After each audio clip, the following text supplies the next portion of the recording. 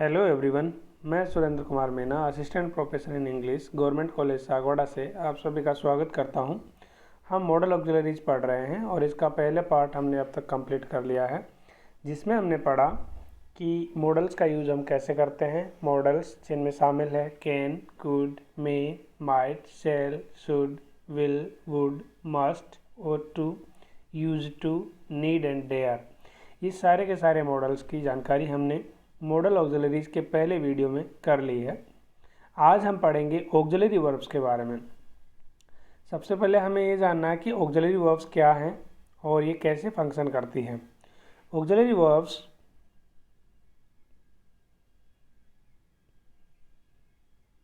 Just a minute. Auxiliary verbs, these verbs are also called helping verbs.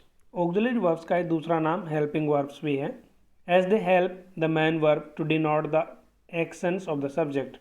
इनका नाम helping verb इसलिए है क्योंकि ये मेन वर्ब की हेल्प करती है, सेंस देने में, मीनिंग देने में मेन वर्ब की हेल्प करती है, इसीलिए इनका नाम ऑक्सिलरी वर्ब्स का नाम हेल्पिंग वर्ब भी है। They help in making compound tense of the main verb and also help in making negative statements, questions and passive voice. अलग अलग प्रकार के वाक्यों के कंस्ट्रक्शन में हेल्पिंग वर्ब मेन वर्ब की हेल्प करती है, जिससे हम नेगेटिव सेंटेंस, क्वेश्चनेयर्स और पैसिव वॉइस इत्यादि सभी प्रकार के वाक्यों का निर्माण करते हैं। There are 3 common helping verbs in English language. English language में 3 मेन मुख्य हेल्पिंग वर्ब्स हैं। वो हैं be verb, do verb and has verb, have verb. Be verb की अगर हम बात करें तो बी वर्ब में आती हैं am, is, are, was, were, be, being, been. और डू वर्ब में है do, does, did. Have verb की बात करें तो हैव वर्ब में हम देखेंगे हैज, हैव और हैड का प्रयोग। तो चलिए हम आगे बढ़ते हैं और बी वर्ब से स्टार्टिंग करते हैं। Auxiliary verb B. The verb be can also be used as an auxiliary verb and a full verb। अब हम इसके फंक्शन की बात करें तो ये जो ऑक्सिलरी वर्ब्स हैं ये मेन वर्ब के रूप में भी काम आती हैं और हेल्पिंग वर्ब के तौर पे भी काम में आती हैं। तो हम इनको कैसे डिस्टिंग्विश करेंगे, इनमें कैसे डिफरेंस निकालेंगे, तो हमें ये ध्यान देना पड़ेगा कि जब कभी भी ऑक्सिलरी वर्ब अकेली यूज हो रही है सेंटेंस में, इसके बाद कोई दूसरी मेन वर्ब नहीं है, तो ये खुद ही मेन वर्ब की तरह ट्रीट की जाती है। और जब कभी भी ये ऑक्सिलरी वर्ब के रूप में काम में आती हैं तो इसके बाद में एक मेन वर्ब भी आएगी। तो इस स्थिति में ये मेन वर्ब की हेल्प करती है वाक्य में, तो उस जगह पे ये ऑक्सिलरी वर्ब या हेल्पिंग वर्ब के तौर पर ट्रीट की जाती है। Be is an irregular verb. Be जो है एक इरेगुलर वर्ब है। इंग्लिश ग्रामर में वर्ब रेगुलर और इरेगुलर दो तरीके से ट्रीट की जाती है। अभी रेगुलर वर्ब और इरेगुलर वर्ब क्या है, इसको एक बार थोड़ा देख लेते हैं।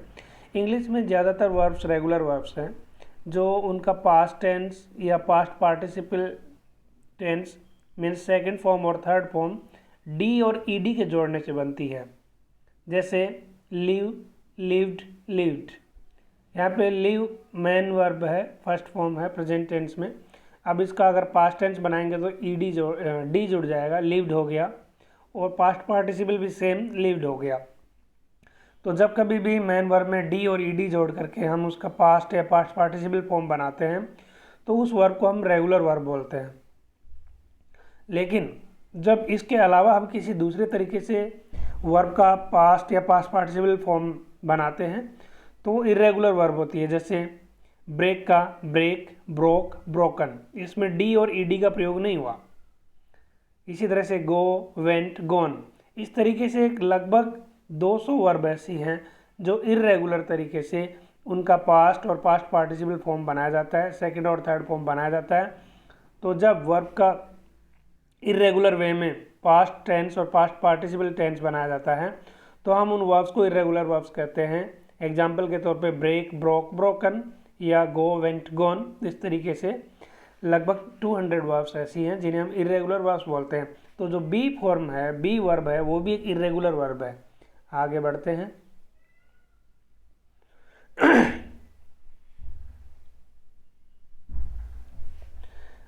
Progressive tense use of be verb. Progressive tense का मतलब यहाँ पे कंटिन्यूस टेंस से है।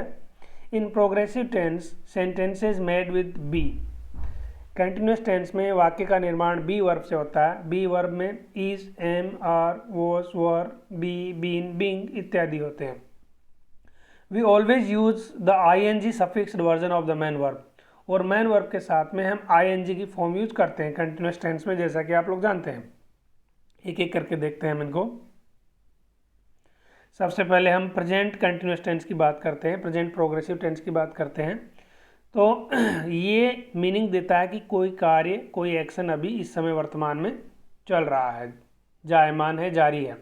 एग्जाम्पल देखें, she is baking a cake today. अब यहाँ पे इज़ जो है ऑक्सिलरी वर्ब है, बी वर्ब है, और बेकिंग वर्ब की ING फॉर्म है। जैसा कि हमने यहाँ पे बताया था कि इसमें ING फॉर्म सफिक्स्ड वर्जन हम यूज करते हैं। तो she is baking a cake today, वो एक केक बना रही है। तो एक्शन जो है वो ऑन गोइंग है, कंटिन्यू है, वर्तमान में जारी है। तो ये प्रेजेंट कंटिन्यूस टेंस में हमने बी वर्ब का प्रयोग किया। पास्ट कंटिन्यूस टेंस की बात करें तो यहाँ पे एक्शन पास्ट टेंस में जायमान था, जारी था, पिछले बीते हुए समय में वो कार्य हो रहा था। She was baking a cake yesterday, कल वो एक केक बना रही थी। अभी यहाँ यस्टरडे की बात हो रही है, पास्ट की बात हो रही है, इसलिए इज की जगह पे वॉज का प्रयोग हो गया। Baking ING form as it is है। तो यहाँ पे हमने देखा कि बी वर्ब वॉज का प्रयोग हुआ है पास्ट कंटिन्यूस टेंस में। पास्ट परफेक्ट कंटिन्यूस टेंस की बात करें तो यहाँ पे प्रेजेंट परफेक्ट कंटिन्यूस में action that began in the past and is still going on. कोई काम पास्ट में शुरू हुआ लेकिन अभी वर्तमान में भी जारी है। तो ऐसी कंडीशन में हम प्रेजेंट परफेक्ट कंटिन्यूस टेंस का प्रयोग करते हैं। इसका एग्जांपल देखें, she has been baking a cake today. वो एक केक पका रही है मतलब उसने केक बनाने का जो काम था वो पहले शुरू किया था, लेकिन अभी भी कंटिन्यू वो उस काम को कर रही है। जब ऐसी स्थिति होती है तो हम परफेक्ट कंटिन्यूस टेंस का प्रयोग करते हैं। और चूंकि ये वर्तमान की बात कर रहा है, टुडे इसमें यूज हुआ है, तो ये प्रेजेंट परफेक्ट कंटिन्यूस टेंस हो गया, जहाँ पे एक्शन पास्ट में शुरू हुआ और प्रेजेंट में भी कंटिन्यू हो रहा है। अब बात करेंगे हम पास्ट परफेक्ट कंटिन्यूस टेंस की। इसमें action that started in past and finished and another time in the past. इसमें क्या होता है कि पास्ट में काम शुरू हुआ और पास्ट में किसी दूसरे समय में वो फिनिश हुआ। तो ऐसी स्थिति में हम पास्ट परफेक्ट कंटिन्यूस टेंस का प्रयोग करेंगे। जैसे she had been baking a cake last night. Last night वो एक केक बना चुकी थी,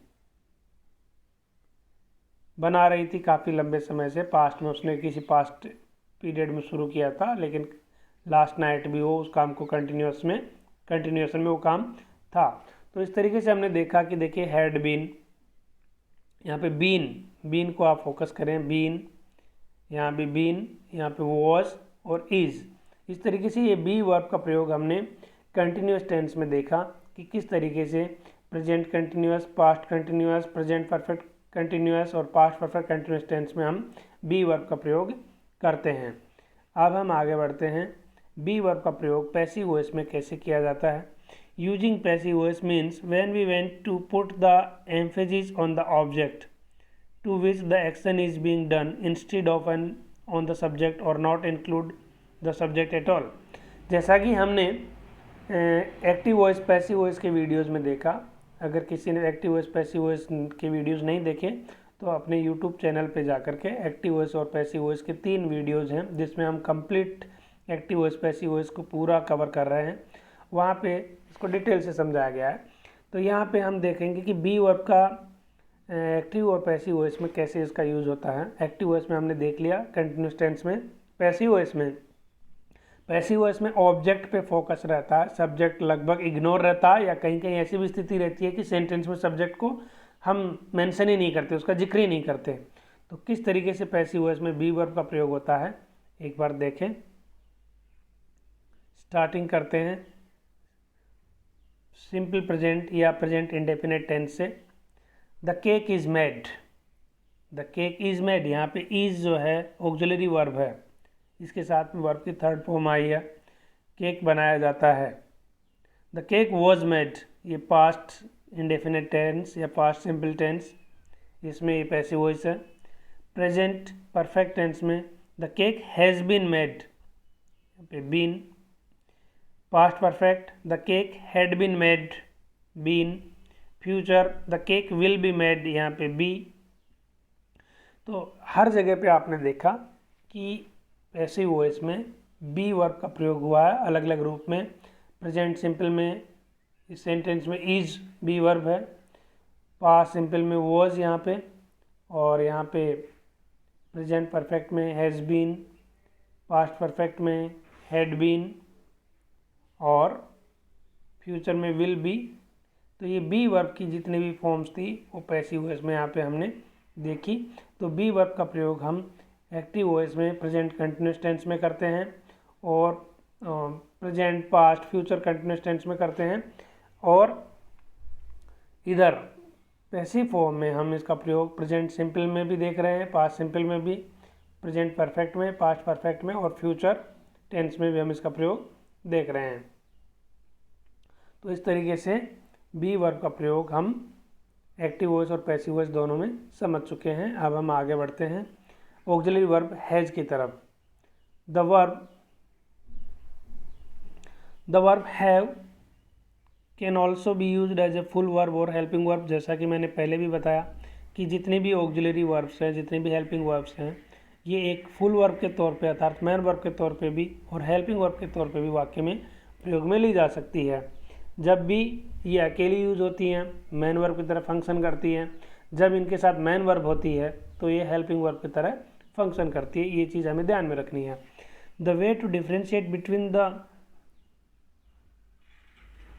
between them is that if have is used as an auxiliary verb then it has to be followed by a main verb। जैसा कि हम discuss कर चुके हैं, जहाँ कहीं भी हैव अकेली यूज होगी वो मैन वर्ब है, और जब इसके साथ में मैन वर्ब आएगी वहाँ पे ये हेल्पिंग वर्ब है। The verb have is used to make compound tense in active and passive voice. Compound tense का प्रयोग करने के लिए हम एक्टिव और पैसिव वॉइस में हैव का प्रयोग करते हैं। And also used in making of negative sentences and questions. Negative sentence और इंटरोगेटिव सेंटेंस के लिए भी हम हैव का प्रयोग करते हैं। It is an irregular verb that changes form according to tense. ये भी एक इरेगुलर वर्ब है बी की जैसे, ये टेंस के अकॉर्डिंग अपनी फॉर्म चेंज करती है। Using have in compound tenses, when we use have in simple tense with an active voice we use the ED suffixed form of the main verb unless it is an irregular verb. Regular verb होगी तो हम ED का प्रयोग करेंगे man verb के साथ में, जैसे कि he has completed his work. अब यहाँ पे हैज़ के साथ में कंप्लीटेड में कंप्लीट वर्ब थी, उसमें ईडी जोड़ दिया, वो एक रेगुलर वर्ब है। इसलिए इरेगुलर वर्ब होगी तो वो अपने तरीके से जो भी उसका फॉर्म बनेगा पास्ट टेंस में या पास्ट पार्टिसिपल में, वो हम उसको फॉलो करेंगे। While for progressive tenses we use the ING suffixed form of the main verb. जहाँ कहीं भी कंटिन्यूस टेंस की बात आएगी वहाँ पे हम मैन वर्ब में ING फॉर्म के रूप में यूज करेंगे। Have used for only 2 compound tenses in the passive voice. Have का 2 कंपाउंड टेंस पैसिव वॉइस में हम यूज देखते हैं। अब देखिए इसका प्रयोग देखें, इसका यूसेज देखें, किस तरीके से हम हैव वर्ब का प्रयोग करते हैं। Present perfect tense, action that happened at unspecified time before now. अब से पहले समय जब किसी अनस्पेसिफाइड टाइम में होती है, कोई घटना कोई एक्शन होता है, तो वहाँ पे हम प्रेजेंट परफेक्ट टेंस का प्रयोग करते हैं। She has baked a cake, she has baked a cake, यहाँ पे हैव वर्ब हैज़ का प्रयोग हुआ है, तो ये एक हैव फैमिली की वर्ब है जो प्रेजेंट परफेक्ट टेंस में प्रयुक्त की गई है। इसी तरीके से पास्ट परफेक्ट टेंस में action that happened before another action in the past. किसी एक एक्शन से पहले पास्ट में कोई दूसरा एक्शन होता है तो पास्ट परफेक्ट टेंस उस टेंस को बोलते हैं। और इसका एग्जांपल है she had baked a cake, यहाँ पे हैड वर्ब हैव फैमिली से हैड वर्ब का प्रयोग हुआ है, वो एक केक पका चुकी थी। प्रेजेंट परफेक्ट कंटिन्यूस टेंस में action that began in the past and is still going on, action जो पास्ट में शुरू हुआ और अभी भी कंटिन्यूएशन में है।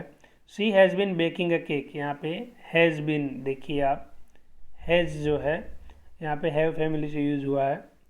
इसी तरीके से पास्ट परफेक्ट कंटिन्यूस टेंस में action that started in past and finished at the another time in the past, past में एक्शन शुरू हुआ और पास्ट में किसी दूसरे समय में वो ख़त्म भी हुआ। तो she had been baking a cake, यहाँ पे हैड जो है वो हैव फैमिली से हमने प्रयोग में लिया। इसी तरीके से प्रेजेंट परफेक्ट टेंस में, present perfect tense passive voice के, ये सारे एक्टिव वॉइस में थे, अभी पैसिव वॉइस में action that happened at unspecified time and before now, action जब किसी अनस्पेसिफाइड टाइम में हुआ हो अब से पहले, तो हम प्रेजेंट परफेक्ट टेंस का प्रयोग करेंगे पैसिव वॉइस में। The cake has been made, यहाँ पे हैज़ हैव फैमिली से ली हुई ऑक्सिलरी वर्ब है। The cake has been made, cake पकाया जा चुका है। So past perfect passive voice में action that happened before another action in the past, past में किसी एक एक्शन से पहले दूसरा एक्शन हुआ हो तो हम पास्ट परफेक्ट टेंस का यूज़ करेंगे। पैसिव वॉइस में जब हम हैव का यूज़ करेंगे तो देखिए कैसे, इसका एग्जांपल देखिए। The cake had been made, यहाँ पे हैड जो है हैव फैमिली से लिया हुआ वर्ब है, ऑक्सिलरी वर्ब है जिसका प्रयोग हमने किया। तो हमने देखा कि एक्टिव वॉइस में present perfect, past perfect, present perfect continuous और पास्ट परफेक्ट कंटिन्यूअस में हम हैव फैमिली का हेल्पिंग वर्ब के तौर पे यूज़ करते हैं। इसी तरीके से प्रेजेंट परफेक्ट और पास्ट परफेक्ट में पैसिव वॉइस में हम हैव फैमिली ऑक्सिलरी वर्ब का प्रयोग करते हैं। तो इस टेबल से आप समझ गए होंगे कि कैसे हैव फैमिली ऑक्सिलरी वर्ब का प्रयोग हम एक्टिव और पैसिव वॉइस में अलग अलग टेंस में करते हैं। अब नेगेटिव सेंटेंस और इंट्रोगेटिव सेंटेंस के फॉर्मेशन के लिए भी हम इनका प्रयोग करते हैं। तो आपने देखा होगा कि जब कभी भी हम कोई नेगेटिव या इंट्रोगेटिव सेंटेंस बनाते हैं तो नेगेटिव में इसके साथ में नोट का प्रयोग करेंगे, वर्ब के साथ में नोट का प्रयोग करेंगे, नेगेटिव सेंटेंस हो जाएगा। और जब हम हेल्पिंग वर्ब, अगर यस नो में आंसर वाला क्वेश्चन है तो हेल्पिंग वर्ब को स्टार्टिंग में रखेंगे सेंटेंस के, तो वो इंट्रोगेटिव सेंटेंस हो जाएगा। लेकिन इंट्रोगेटिव सेंटेंस का दूसरा रूप ये भी है कि हम WH वर्ड से भी हम इंट्रोगेटिव सेंटेंस का प्रयोग बना सकते हैं। इसकी डिटेल जानकारी के लिए आप टाइप्स ऑफ सेंटेंस वाला अपना वीडियो चैनल देखें, अपने चैनल पे उपलब्ध है वीडियो, और वहाँ से आपको इंट्रोगेटिव और नेगेटिव सेंटेंस का फॉर्मेशन कैसे होता है आप वहाँ से सीख सकते हैं। चलिए यहाँ पे इस स्लाइड पे डिस्कस करते हैं हम। While making negative sentences and questions with have as an auxiliary verb, we need to be careful to put have before the other verb, otherwise have becomes the main verb of the sentence. हम ये बात शुरू से discuss कर रहे हैं कि have या do या be, कोई भी ये जो हेल्पिंग वर्ब्स हैं अगर ये अकेली यूज होंगी तो खुद मैन वर्ब की तरह फंक्शन करेंगी, लेकिन जब इनके साथ में कोई मैन वर्ब आएगी तो ये हेल्पिंग वर्ब की तरह फंक्शन करेंगी। इसलिए इनके प्लेसमेंट में सेंटेंस में बड़ा ध्यान से हमको इनको यूज करना है। She does not have a cake, she does not have a cake, in this sentence have is the main verb और does not becomes the helping verb. इस सेंटेंस में डज नॉट हेल्पिंग वर्ब है और have main verb है, have main verb की तरह function कर रही है। She has not got a cake, अब यहाँ पे in this sentence have is the helping verb of the main verb which is got. यहाँ पे हैज जो है वो हेल्पिंग वर्ब है गोट के लिए, गोट मैन वर्ब है, गोट का फंक्शन है मैन वर्ब की तरह फंक्शन कर रही है, और हैज जो है हेल्पिंग वर्ब की तरह फंक्शन कर रही है। Has she got a cake, यहाँ भी हैज जो है हेल्पिंग वर्ब है गोट के लिए। डज शी हैव केक, यहाँ पे डज हेल्पिंग वर्ब है। In this sentence main verb is have और डज इज हेल्पिंग वर्ब। तो हमने देखा कि एक ही सेंटेंस में a be verb, does verb और हैव वर्ब को हम अगर हम देखें तो अलग अलग सेंटेंसेस में इनका अलग अलग फंक्शन है। जहाँ कहीं भी ये हेल्पिंग वर्ब के साथ यूज हो रही हैं वहाँ पे ये खुद मैन वर्ब बन जाती है, और जहाँ कहीं ये अकेली यूज़ हो रही है वहाँ भी मैन वर्ब है, लेकिन जब ये मैन वर्ब के साथ में यूज़ होती है तो ये खुद हेल्पिंग वर्ब की तरह फंक्शन करती है। जैसे यहाँ पे डज फर्स्ट सेंटेंस में हेल्पिंग वर्ब है और हैव मैन वर्ब है, दूसरे सेंटेंस में हैज़ हेल्पिंग वर्ब है और गोट मैन वर्ब है। तीसरे सेंटेंस में हैज़ हेल्पिंग वर्ब है, गोट मैन वर्ब है। चौथे सेंटेंस में डज हेल्पिंग वर्ब है और हैव मैन वर्ब है। तो हमने देखा कि हैव को हमने एज ए हेल्पिंग वर्ब भी यूज़ किया और एज ए मैन वर्ब भी यूज़ किया। तो ये डिपेंड करता है कि उसका यूज हम सेंटेंस में किस तरीके से करते हैं। अब हम बात करते हैं ऑक्सिलरी वर्ब डू की। The helping verb do can also act as a full verb only in positive sentences. Positive sentence सकारात्मक वाक्यों में हम डू को मैन वर्ब की तरह भी यूज कर सकते हैं। When do is used in A negative sentence it is on an auxiliary verb. जहाँ कहीं भी हम डू को नेगेटिव सेंटेंस में यूज करेंगे, ये हमेशा नेगेटिव सेंटेंस में यूज होने पर एक ऑक्सिलरी वर्ब के तौर पे, हेल्पिंग वर्ब के तौर पे ही काम करेगी। लेकिन अफर्मेटिव सेंटेंस या पॉजिटिव सेंटेंस में हम इसको मैन वर्ब के तौर पे भी काम में ले सकते हैं। The helping verb do is also used to make questions. Interrogative sentence बनाने में भी हम इसका प्रयोग करते हैं। Do is an irregular verb. Do भी एक इरेगुलर वर्ब है। It changes its form according to tense, और टेंस के अकॉर्डिंग ही अपनी फॉर्म को चेंज करती है। अब इस टेबल में हम इसका प्रयोग देखेंगे कि कैसे ये डू का प्रयोग होता है। स्टार्टिंग करेंगे नेगेटिव सेंटेंस से, इंट्रोगेटिव सेंटेंस से। नेगेटिव सेंटेंस से स्टार्ट करते हैं। नेगेटिव सेंटेंस सबसे पहले लेते हैं हम प्रेजेंट इंडेफिनिट टेंस को या प्रेजेंट सिंपल टेंस को। एक्शन टेकिंग प्लेस नाउ और वंस और सेवरल टाइम्स और नेवर। एक्शन जो अभी हो रहा है या हमेशा होता है या कभी नहीं होता है, ऐसी स्थिति में हम प्रेजेंट इंडेफिनिट टेंस का प्रयोग करते हैं। और डू का यूज कैसे होता है? She does not bake a cake. She does not bake cakes, वो केक्स नहीं बनाती है। अब यहाँ पे डज जो है हेल्पिंग वर्ब के तौर पे यूज हुआ है, क्योंकि नेगेटिव सेंटेंस में हम बात कर रहे थे कि जहाँ कहीं भी नेगेटिव सेंटेंस में हम डज का प्रयोग करेंगे वो सदैव हेल्पिंग वर्ब के तौर पे ही काम करेगा। दूसरे वाक्य में भी आप देखें, she did not bake cakes, यहाँ भी ये नेगेटिव सेंटेंस में इसका प्रयोग हुआ है, तो यहाँ भी ये हेल्पिंग वर्ब के तौर पे ही इसका प्रयोग हुआ है। सो सिंपल प्रेजेंट टेंस और सिंपल पास्ट टेंस, या दूसरे शब्दों में कहे तो प्रेजेंट इंडेफिनिट टेंस और पास्ट इंडेफिनिट टेंस में हम डू फैमिली का यूज़ करते हैं नेगेटिव सेंटेंस में, तो वो हमेशा एक ऑक्सिलरी वर्ब या हेल्पिंग वर्ब के तौर पे ही काम करती है। आगे बढ़ते हैं और हम बात करते हैं इंट्रोगेटिव सेंटेंस की। When do is used to make a sentences we can only ask the questions in the simple tense. For other tenses we have to use other verbs whether main or auxiliary। तो हम do का प्रयोग questionnaire बनाने के लिए interrogative sentence में use करते हैं। तो सिंपल टेंस में तो हम do का अकेले का यूज़ कर सकते हैं, लेकिन बाकी और टेंसेज में हम do के साथ में दूसरी वर्ब्स का प्रयोग भी करते हैं। चलिए हम एग्जांपल्स के साथ इसको समझते हैं। Simple indefinite tense, simple tense या इंडेफिनिट टेंस, प्रेजेंट टेंस की बात हो रही है।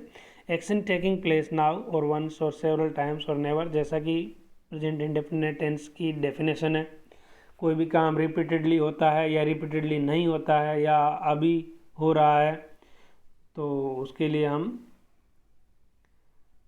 प्रेजेंट इंडेफिनिट टेंस का प्रयोग करते हैं। डज सी बेक केक्स, यहाँ डज इंट्रोगेटिव सेंटेंस के लिए फॉर्मेशन के लिए यूज हुआ है, लेकिन बेक मैन वर्ब के साथ यूज हुआ है, इसलिए यहाँ पे हेल्पिंग वर्ब है। डज जो है हेल्पिंग वर्ब के तौर पे काम कर रहा है। Simple past tense, did she bake a cake, यहाँ भी बेक मैन वर्ब है, डिड हेल्पिंग वर्ब की तरह काम करेगा।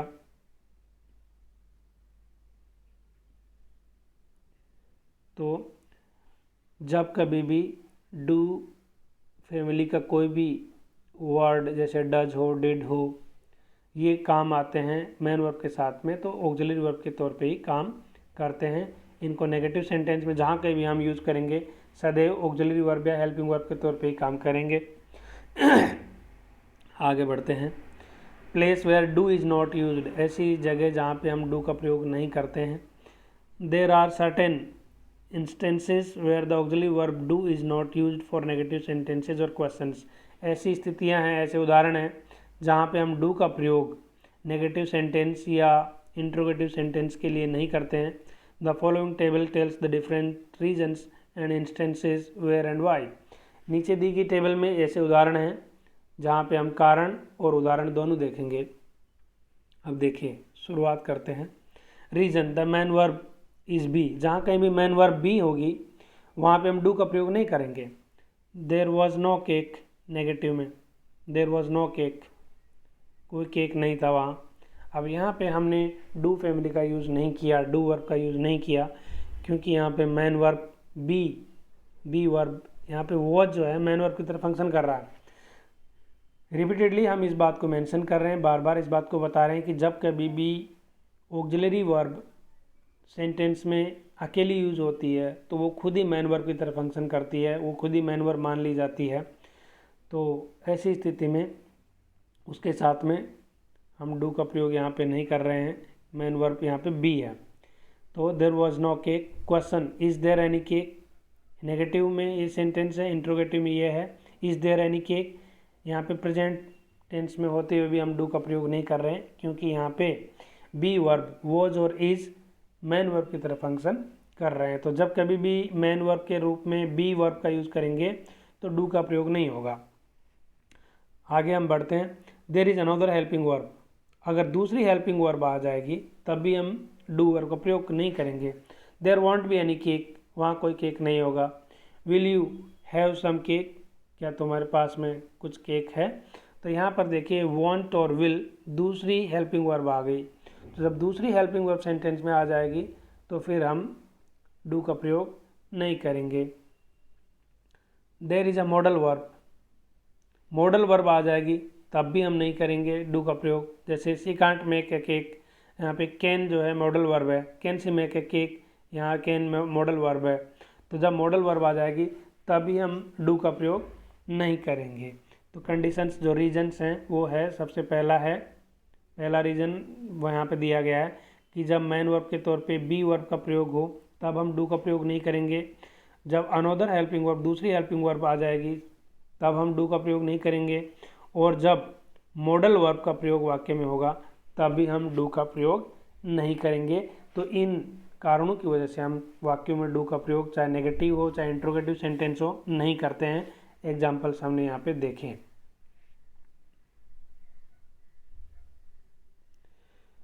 तो इस तरीके से इस वीडियो लेक्चर में हमने निष्कर्ष निकाला कि model auxiliary verbs never change form. Model auxiliary verb की फॉर्म चेंज नहीं होती है।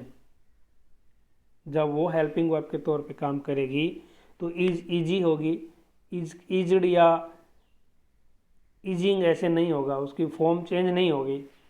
You can not add an ED और आईएनजी और S ending to those words. जैसा कि मैंने अभी एग्जांपल देने का प्रयास किया, इज के साथ इज्ड या इजिंग या इजेज नहीं होगा। मीन्स कोई भी ऑक्सिलरी वर्ब अपने साथ में ईडी, आईएनजी और एस ये वर्ड्स, ये लेटर्स अपने साथ में ऐड नहीं करती है। They have only one form, उनकी केवल एक ही फॉर्म होती है जिस फॉर्म में होती है। इज ही अपनी एक फॉर्म है, वॉज ही एक फॉर्म है, वर ही एक फॉर्म है। तो ये अपनी एक ही फॉर्म के रूप में ऑक्सिलरी वर्ब के रूप में यूज होती है। You can use model auxiliary verbs in this patterns. Model auxiliary verbs को इस पैटर्न में हम यूज कर सकते हैं। मॉडल वर्ब आ गई डू, मॉडल वर्ब है, उसके साथ में हम मैन वर्ब का प्रयोग करेंगे। I do not know the truth, मुझे ट्रूथ की सच्चाई का पता नहीं है। तो मॉडल वर्ब के बाद man verb. Model verb B है तो उसके बाद प्रेजेंट पार्टिसिपल टेंस आएगा। प्रेजेंट पार्टिसिपल टेंस आएगा जैसे इज प्लेइंग, यहाँ पे पास्ट पार्टिसिपल भी आ सकता है, वॉज प्लेइंग। तो जब बी वर्ब होगी तो वो प्रेजेंट पार्टिसिपल की फॉर्म आएगी या पास्ट पार्टिसिपल की, मीन्स आईएनजी फॉर्म आएगी। मॉडल वर्ब हैव का होगा प्रयोग तो वहाँ पे वर्ब की third form means past participle form आएगी। She has cooked food. आप यहाँ पे ध्यान दें कि मैन वर्ब जो होती है उस वर्ब के जो फॉर्म्स हैं, फर्स्ट फॉर्म प्रेजेंट फॉर्म बोलेंगे, सेकंड फॉर्म को पास्ट फॉर्म बोलेंगे या पास्ट टेंस बोलेंगे, फिर थर्ड फॉर्म को पास्ट पार्टिसिपल फॉर्म बोलेंगे, और जो आईएनजी फॉर्म होती है उसको हम प्रेजेंट पार्टिसिपल फॉर्म बोलते हैं। तो आप इसको लेके कंफ्यूज ना हो। यहाँ पे man verb means first form, यहाँ पे प्रेजेंट पार्टिसिपल फॉर्म मतलब आईएनजी फॉर्म, और पास्ट पार्टिसिपल फॉर्म मतलब वर्ब की थर्ड फॉर्म। तो डू के साथ में फर्स्ट फॉर्म आएगी और बी वर्ब के साथ में आईएनजी फॉर्म आएगी और हैव वर्ब के साथ में वर्ब की थर्ड फॉर्म आएगी। तो ये चीज़ें हमें ध्यान में रखनी पड़ेगी। यहाँ पे एक छोटी सी एक्सरसाइज दी गई है, आप इस एक्सरसाइज का स्क्रीनशॉट लें और एक बार ट्राई करें इसको सॉल्व करने का, जिससे आपको आइडिया लगेगा कि आपने इस स्लाइड से, इस वीडियो से कितना कुछ सीखा। और आपकी मदद के लिए यहाँ पे नीचे आंसर्स भी दिए हुए हैं, तो इन आंसर्स की हेल्प से चलो मैं आपके लिए कुछ हेल्प करता हूँ। Fill in the blank with the correct auxiliary verb from the choices given in the brackets. What the kids doing when you last saw them. तो यहाँ पे देखिए लास्ट सा देम ये पास्ट टेंस में है और यहाँ पे डूइंग मीन्स, डूइंग का मतलब हो गया आईएनजी फॉर्म है और किड्स प्लूरल है, तो वो जो वर में से कोई एक आपको यूज़ करना है तो प्लूरल के साथ में वर का यूज़ होगा, तो यहाँ आपका आंसर हो जाएगा वर। तो what were the kids doing when you last saw them, तो आपका आंसर हो गया वर। सेकंड ये आपका फर्स्ट में आंसर वर हो गया। Second sentence, Carla blank space always wanted to try skydiving.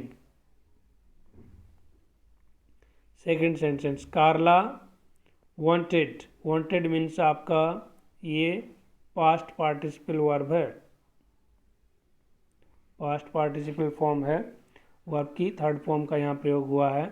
इसके साथ में वॉज का प्रयोग नहीं होगा, डजंट नहीं होगा, हैज हो सकता है, इज नहीं होगा, हैव हो सकता है। लेकिन आप वर्ब आपका वो देखें, सब्जेक्ट देखें, एक वचन है तो एक वचन के साथ हैज आएगा, हैव नहीं आएगा, तो आपका आंसर होगा हैज। तीसरा आपका वाक्य है where blank space you go on your summer vacation. So